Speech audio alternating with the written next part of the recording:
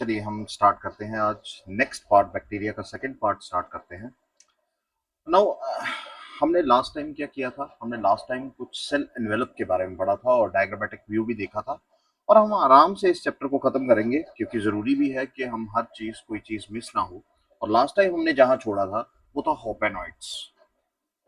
अब होपेनॉइड्स होते कहाँ हैं? हमने कहा था कि ये सेल मेम्ब्रेन में प्रेजेंट होते हैं। अगर सेल मेम्ब्रेन में प्रेजेंट है तो कहाँ होते हैं? देखो, सेल मेम्ब्रेन हमें पता है कि पॉलीसेक्राइड्स की बनी है, प्रोटीन्स की बनी है ना, फॉस्फोलिपिड्स की बनी है। और इस तरह से अगर हम देखें स्ट्रक्चर, हम अगर सेल मेम्ब्रेन का स्ट्रक्चर देखें तो हमें कुछ इस तरह से बाइलाइपिड लेयर दिखाई देती है ना। ये बाइलाइपिड लेयर ले लेते हैं हम, ये इस तरह से। अब नॉर्मली हम जो सेल मेम्ब्रेन पढ़ते हैं फ्लूइड मोज़ेक मॉडल, उसमें हम इसी तरह से बाइलाइपिड लेयर बनाते हैं। अब ये होपेनॉइड्स कहाँ होते हैं? ये बिल्कुल उसी तरह से है जैसे कोलेस्ट्रॉल मॉलिक्यूल्स पड़े होते हैं। ये मान लो, ये बिल्कुल इसी तरह से मेम्ब्रेन के बीच में ये कुछ इस तरह के स्ट्रक्चर्स पड़े होते हैं जिन्हें हम क्या कहते हैं? These are known as hopanoids. और ये होपेनॉइड्स बिल्कुल यूकैरियोटिक कोलेस्ट्रॉल का ही काम करते हैं, क्योंकि वहां पर भी वो मेम्ब्रेन स्टेबिलिटी का काम करते हैं या स्ट्रेस मैनेजमेंट में काम करते हैं। यहाँ पर होपेनॉइड्स क्या करते हैं? They are basically the pentacyclic sterol like compounds. Pentacyclic sterol like compound, sterol नहीं है, स्टीरोल लाइक कंपाउंड्स हैं। और इनका काम क्या है? देखो, पहला काम तो इनका यही है कि मैकेनिकल स्ट्रेंथ देना। देखो, mechanical strength of the membrane, पहली चीज तो ये। अच्छा, सेकंड चीज यहां देखो क्या आती है कि यहां पर स्ट्रेस टॉलरेंस। स्ट्रेस टॉलरेंस का मतलब क्या है कि अगर एक्सेस साल्ट कंडीशन है या एनवायरमेंटल कोई हार्श कंडीशंस है या ड्रॉट कंडीशंस है, पानी ज्यादा नहीं है, तो उस केस में टेम्परेचर है, उस केस में स्ट्रेस टॉलरेंस ये करते हैं। बात समझ आ गई? और तीसरी चीज क्या आती है? मेम्ब्रेन परमेबिलिटी, उसको भी ये इंक्रीज करते हैं, यानी छोटे मॉलिक्यूल्स को अंदर जाने में बहुत मदद करते हैं। अब ज्यादा डिटेल में हम नहीं लेंगे, लेकिन इतना हमें थोड़ा सा पता तो होना ही चाहिए भाई। थोड़ा सा तो पता होना ही चाहिए कि होपेनॉइड्स करते क्या है। तो ये होपेनॉइड्स यहाँ पर हमने ड्रॉ कर दिए हैं, और इसी तरह से अगर पूरी मेम्ब्रेन का स्ट्रक्चर बनाएंगे, इंटरनल और एक्सटर्नल प्रोटीन्स बनाएंगे, तो हमें वो सारी चीजें वहां दिखाई देंगी। नो, ये तो हमारा सेल एनवेलप का पार्ट खत्म हो गया। अब दूसरा पार्ट आता है साइटोप्लाज्म। अब साइटोप्लाज्म क्या चीज है? देखो, cytoplasm is a colloidal complex, mean mixture of many components. अब it appears granular. Why it appears granular? Due to the presence of many small molecules. Due to the presence of many small molecules. Now, what are those molecules? हम उनकी बात करेंगे, but the most important thing is there is no cytoplasmic streaming movement. किसी तरह की movement नहीं होती है, और इसका एक कारण भी है। देखो, इसका कारण ये है कि यहाँ पर there are no cell organelles। यहाँ पर किसी तरह की सेल ऑर्गेनेलीज नहीं होती हैं, एक्सेप्ट राइबोसोम्स। और वो भी कौन से? 70s ribosome. इसको छोड़कर तो है ही नहीं, तो जरूरत ही नहीं पड़ती। तो यहाँ पर देयर इज नो साइक्लोसिस और streaming, there is no movement of the cytoplasm. और और सबसे बड़ी बात है, न्यूक्लियोइड भी है, जो जो इसका जेनेटिक मटेरियल है वो भी नेक्ड होता है। तो यहाँ कोई खास जरूरत पड़ती नहीं, तो इसलिए देयर इज नो साइक्लो। लेकिन यूकैरियोटिक में ऐसा होता है, तो ये एक इंपॉर्टेंट हमारा पॉइंट यहाँ पर बन जाता है। अच्छा, नेक्स्ट अब जब हम देखते हैं तो साइटोप्लाज्म में बहुत सारे कंपोनेंट्स हैं, बहुत सारे कंपोनेंट्स होते हैं। यहाँ हम कुछ कंपोनेंट्स की बात करेंगे कि साइटोप्लाज्म में होता क्या है। देखिए, सबसे पहली चीज तो मीसोसोम्स प्रेजेंट होते हैं। दूसरी चीज यहाँ आती है इंक्लूजन बॉडीज प्रेजेंट होती है। और तीसरी यहाँ क्या आती है? देयर आर फोटोसिंथेटिक पिगमेंट्स होते हैं। तो अब हम इनको क्या करते हैं? हम वन बाय वन इन इन चीजों को आराम से समझने की कोशिश करेंगे, आराम से बिल्कुल समझने की कोशिश करेंगे। देखो, जब हम मीसोसोम्स की बात करते हैं ना, तो देखो, मीसोसोम्स कुछ ऐसे स्ट्रक्चर्स हैं। मीसोसोम्स क्या है? कुछ ऐसे स्ट्रक्चर्स है जिन्हें हम कहते हैं they are formed by infolding या इन्वेजिनेशन। देखो, या तो वो इन्वेजिनेशन या हम इसे कहते हैं infolding, infolding of plasma membrane, infolding of plasma membrane. अब कैसे, पहले तो इसे समझ लेते हैं। अच्छा चलो मान लेते हैं कि ये हमारी क्या आ गई, ये हमारी वो हम ऐसा कह लेते हैं कि ये सेल वॉल है, ये हम इस तरह से सेल वॉल ले लेते हैं। ठीक है, ये सेल वॉल है। अब ये सेल वॉल के अंदर क्या है, देयर इज प्रेजेंस ऑफ, यहां पर क्या पड़ी होती है, there is presence of plasma membrane. हम इस तरह से बैक्टीरिया का स्ट्रक्चर एंड में मैं बनाऊंगा सारा, डोंट वरी अबाउट दिस। अगर जिन्होंने लेक्चर पिछला देखा है उन्हें पता है। और ये इस तरह से इन्वेजिनेशन होती है अंदर मेम्ब्रेन की।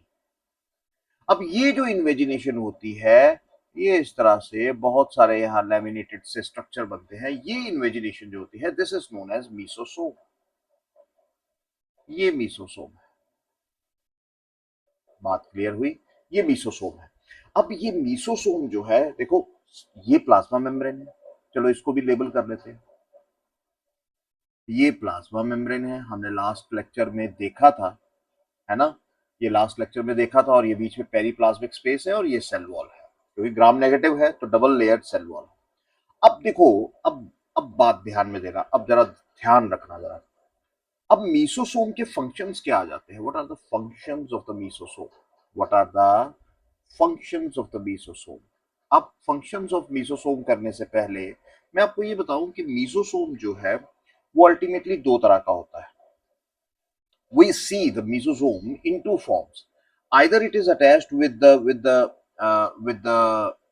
plasma membrane and nucleoid. Let us say this is the nucleoid, the chromatin material which is present here. Circular, single, double stranded. अब ये देखो, यहां पर ये जो न्यूक्लियोइड है, this nucleoid it is attached with the किसके साथ अटैच है, मीसोसोम के साथ अटैच है। अब ये जो इस तरह का मीसोसोम होता है, such a mesosome is known as such a mesosome is known as, we call this septal mesosome। ये सेप्टल मीसोसोम होता है। अब यहां इस सेप्टल मीसोसोम के फंक्शन क्या है, देखो सेप्टल मीसोसोम की अगर बात करें तो यहां पर क्या है, देखो ये अटैच है तो इसका मतलब है कि ये न्यूक्लियर डिवीजन में काम करता होगा, है ना, न्यूक्लियट की डिवीजन में काम करेगा। दूसरी चीज ये क्या करेगा, देखो सेप्टम फॉर्मेशन, इसीलिए सेप्टल मेसोसोम कहते हैं, septal formation during cell division. ठीक है, सेल का सेप्टम बनता है, दो सेल में डिवाइड होता है, सेप्टम बन गया। ठीक है, तीसरी चीज, यानी कहने का मतलब क्या हुआ, इस तरह से सेल बन रहा है, अगर ऐसे जा रहा है तो ये इस तरह से सेप्टम बन गया। ये सेप्टम फॉर्मेशन भी इसी वजह से होती है, तो दो में डिवाइड हो गया, number one number two daughter cell में। और दूसरी चीज ये है कि सेल डिवीजन में भी हेल्प करता है, अगर सेप्टम फॉर्मेशन में करता है तो सेल डिवीजन में भी हेल्प करता है। तो ये तीन फंक्शन जो है सेप्टल मीसोसोम के आ जाते हैं। अच्छा दूसरी चीज देखो, अब कुछ मीसोसोम क्या होते हैं, they are away from they are away from the nucleoid, they are not attached with the nucleoid. है, प्लाज्मा मेम्ब्रेन की इन्वेजिनेशन हुई है, लेकिन वहां क्या है कि वहां पर मान लो ये हम चले जाते हैं, ये आगे चल पड़ो, तो यहाँ क्या है, इस तरह से इन्वेजिनेशन होगी और ये मीसोसोम बना देगा। लेकिन ये जो मीसोसोम होगा इसे हम कहेंगे पेरिफेरल मीसोसोम, पेरिफेरल और लेटरल मीसोसोम कहेंगे, पेरिफेरल और लेटरल मीसोसोम कहेंगे। अब यहां पर पेरिफेरल और लेटरल मीसोसोम के फंक्शन क्या हो सकते हैं, देखो इसके फंक्शन डिफरेंट है। क्यों, क्योंकि ये सेलुलर रेस्पिरेशन में हेल्प करते हैं, ये सेलुलर रेस्पिरेशन में हेल्प करते हैं, ये स्टोरेज ऑफ एंजाइम्स करते हैं, storage of enzymes for cellular respiration, ये एटीपी की फॉर्मेशन करते हैं। और इसीलिए मीसोसोम, ये जो खास तौर पे पेरिफेरल मीसोसोम्स हैं, they are also known as power house of the bacterial cell, power house of the bacterial cell. ध्यान में रहेगी बात, इंपॉर्टेंट पॉइंट है और मुझे लगता है कि ये चीज आपने आज नहीं सुनी है, ये चीज आपने आज नहीं सुनी है ना? Power house of the bacterial cell. इसी तरह से यूकैरियोटिक सेल का क्या होता है? द यूकैरियोटिक सेल का हमारा होता है माइटोकॉन्ड्रिया। तो यहां जो पावर हाउस है, क्योंकि ये एटीपी फॉर्मेशन कर रहा है, तो बहुत बड़ा रोल आ गया मीसोसोम का। सिर्फ मीसोसोम का ये रोल नहीं है कि वो सिर्फ डिवीजन करता है। मीसोसोम का रोल यहाँ बहुत बहुत बहुत इंपॉर्टेंट फंक्शंस हैं। न्यूक्लियर डिवीजन है, सेप्टम फॉर्मेशन है, सेल डिवीजन है, cellular respiration, storage of enzyme, ATP formation, even increase the membrane surface area, है ना? अगर इसको हम मेम्ब्रेन सरफेस एरिया फंक्शंस के लिए हो गया, सो यहां हम लिख देते हैं, so increase the surface area of membranes, है ना? सरफेस एरिया भी, ये भी होता है एक फंक्शन। तो क्लियर हुई बात? भाई बात क्लियर हुई? आ रहा है ना मजा? तो देखो, हम चीजें कुछ नई पढ़ने की कोशिश करेंगे, थोड़ा सा एनसीईआरटी के बाहर है, घबराने की जरूरत नहीं है, लेकिन जिस तरह का पेपर आ रहा है ना, अनएक्सपेक्टेड सा, तो हमें ये चीजें जरूरी है करनी, मुझे लगता है कि ये जरूरी है। अच्छा, दूसरी जो साइटोप्लाज्म के अंदर जो चीज होती है, that is ribosome. It is the only organelle which is present in the prokaryotic cell.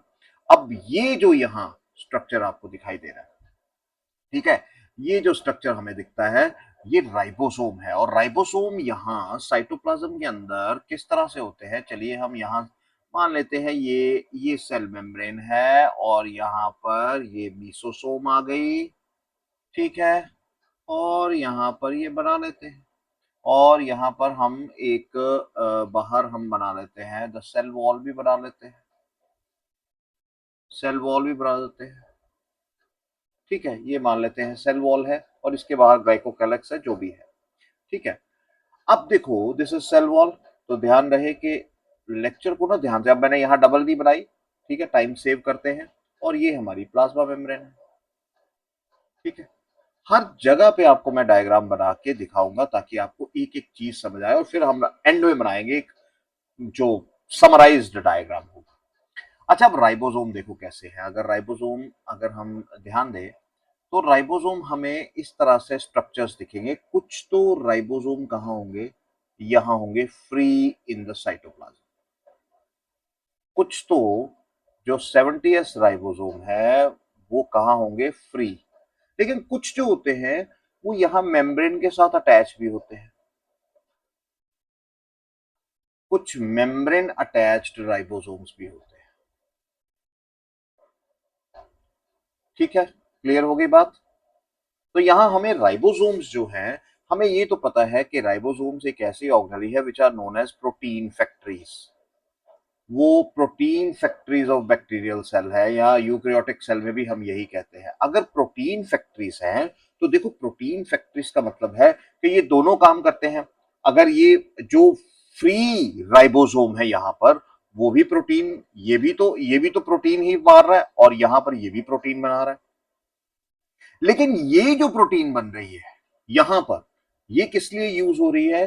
For intracellular use, intracellular use of proteins होता है। यानी जो फ्री राइबोसोमल स्ट्रक्चर्स है, फ्री राइबोसोम्स है साइटोप्लाज्म में, वो इंट्रासेलुलर यूज ऑफ प्रोटीन, जो भी प्रोटीन बनती है वो सेल के अंदर यूज होती है।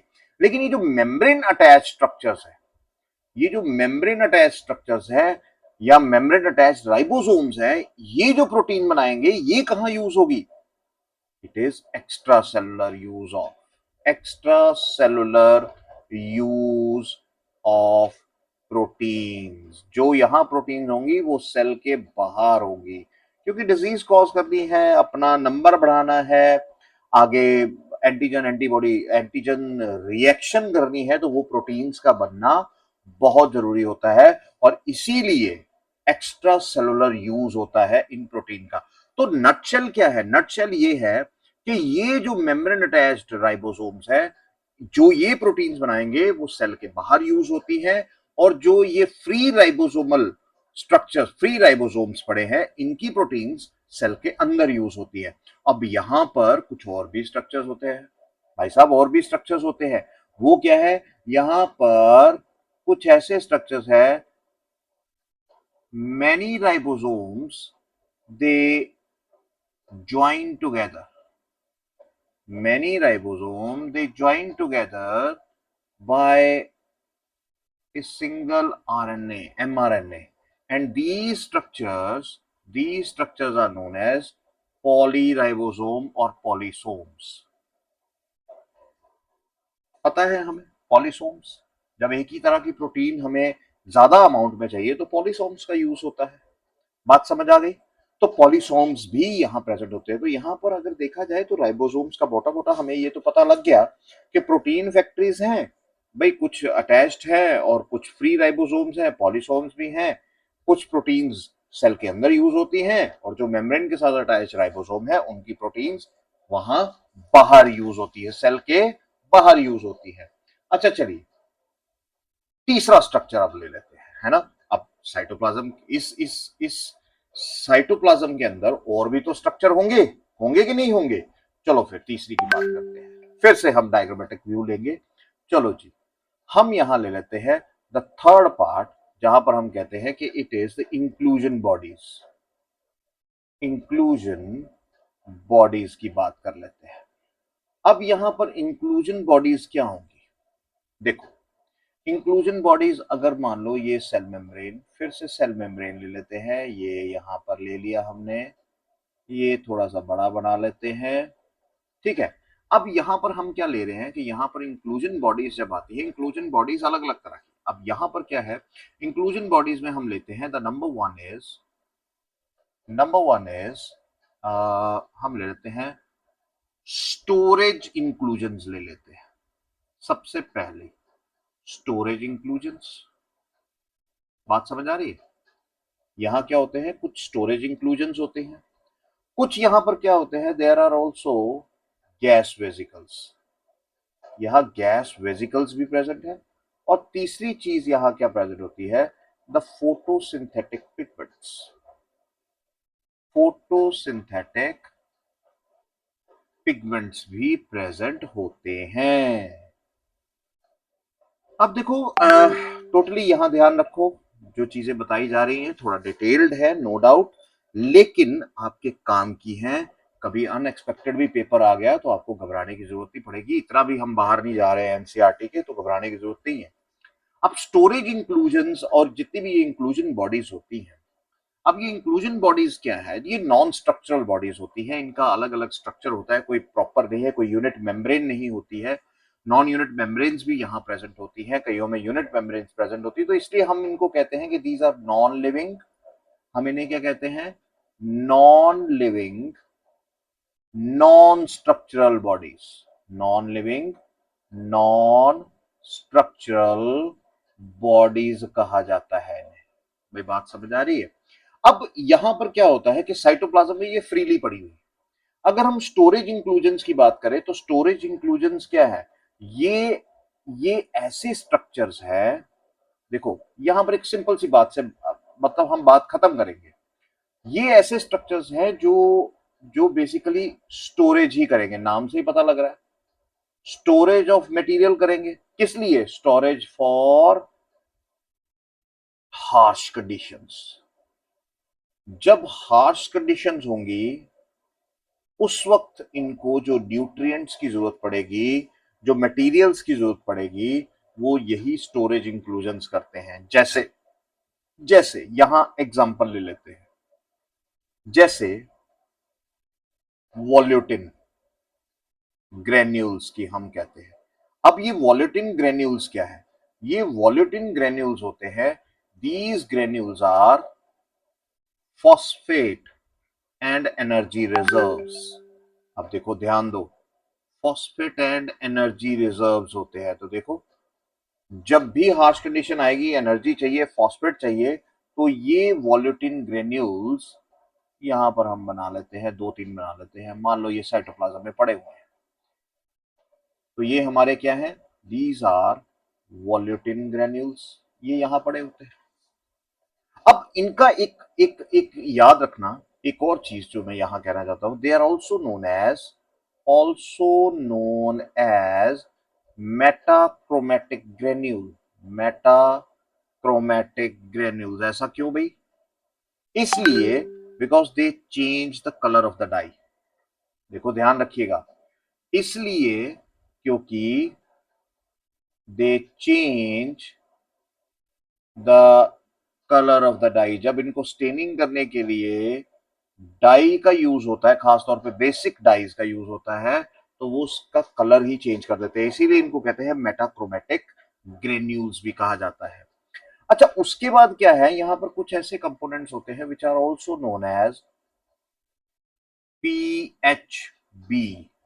पीएचबी भी कहा जाता है, जैसे ये पीएचबी बना लेते हैं हम यहाँ पे, ये मान लो ये इस तरह से कुछ स्ट्रक्चर्स पड़े हैं जिन्हें हम कहते हैं PHB. Now what is PHB? PHB क्या है? It is poly beta hydroxy butyric acid. अब what is the function, what is the use of these inclusion molecules?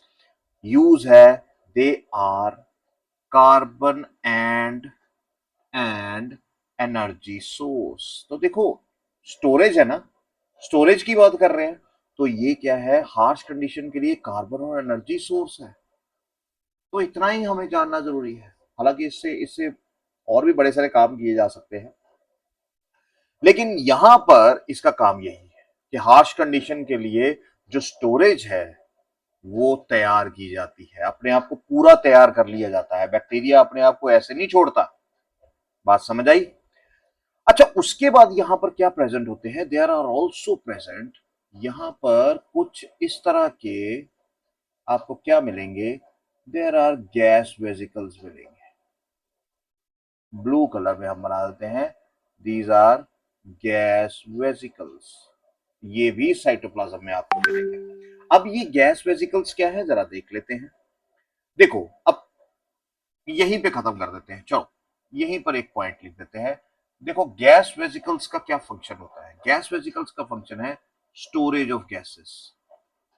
देखो, स्टोरेज ऑफ गैसेस होती है, ठीक है। चलो जगह कम है, नीचे ही करते हैं, कोई बात नहीं, नीचे ही करते हैं, जगह थोड़ी कम पड़ रही है।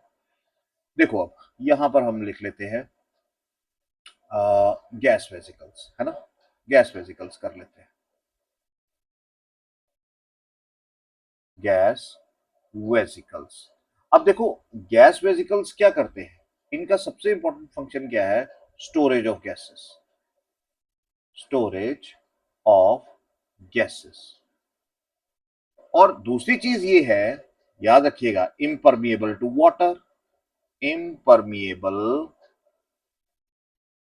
परमिएबल टू वाटर, ये इनका इंपॉर्टेंट फंक्शन है। Now another function is they